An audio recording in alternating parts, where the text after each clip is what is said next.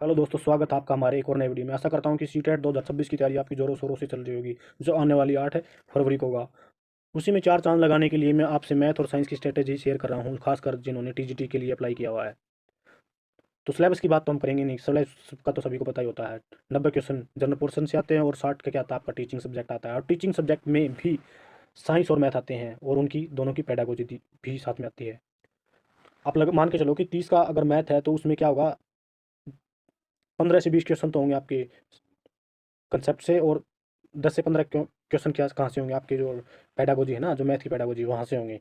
और इसी प्रकार साइंस में भी 30 क्वेश्चन आते हैं, उनमें से 10 से 15 क्वेश्चन तो आपके पेडागोजी से होंगे, साइंस की जो पेडागोजी होती है उसमें से। और साइंस के आप बचे जो 30 क्वेश्चन है वो आपके होंगे साइंस की जो पेडागोजी है उससे होंगे।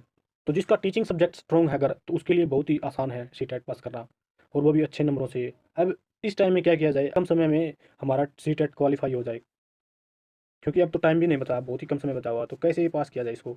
तो आपका अगर टीचिंग सब्जेक्ट स्ट्रॉन्ग है ना, तो आप बहुत ही आसानी से कर लोगे। आपको ज़्यादा वो बर्डन लेने की जरूरत नहीं है। अगर आपका टीचिंग सब्जेक्ट स्ट्रॉन्ग नहीं ना, तो वो अपना टीचिंग सब्जेक्ट जो है उसको स्ट्रॉन्ग कीजिए। और उसके लिए मैं एक स्ट्रेटेजी बता रहा हूँ कि आप छठी सातवीं आठवीं मैथ साइंस दोनों की किताब है ना, उनको एनसीईआरटी से पढ़िए। एनसीईआरटी की जो बुक आती है ना उनसे पढ़िए, या फिर आप जो जनरल कंपटीशन की भी आप उससे भी तैयारी कर सकते हैं। तो खास कर तो मैं तो यही बोलना चाहूँगा कि आपका अगर टीचिंग सब्जेक्ट स्ट्रॉन्ग है ना, तो आपके लिए बहुत ही दिक्कत वाली बात नहीं है। अगर वो नहीं तो फिर आप बार बार देते रहना एग्जाम, क्योंकि आपका टीचिंग सब्जेक्ट स्ट्रॉन्ग नहीं होता। एस एस वालों का क्यों नहीं होता, एस एस वालों का इसीलिए नहीं होता, उनका टीचिंग सब्जेक्ट है ना वो स्ट्रॉन्ग नहीं होता।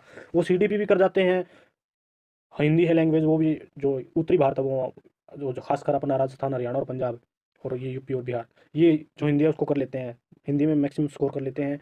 इंग्लिश इनका थोड़ा वीक रह जाता है, लेकिन सीडीपी वगैरह भी कर लेते हैं। जो टीचिंग सब्जेक्ट है ना वो थोड़ा स्ट्रॉन्ग ना, तो उसमें फिर है ना आपको कोई बर्डन नहीं होती, फिर आप आसानी से कर लोगे। मेरा तो ये मानना है कि आप अपना जो टीचिंग सब्जेक्ट है उस पर फोकस कीजिए, और उसकी जो पेडागोजी है दोनों सब्जेक्ट की उस पर स्ट्रॉन्ग पकड़ बनाइए। आई होप आपको जो मैंने बताया वो आप ज़रूर अपनाएंगे। अगर आपको सी टेट में कम से कम समय में पास करना है, तो ये स्ट्रेटेजी आपके लिए बहुत ही अच्छी साबित होगी। धन्यवाद।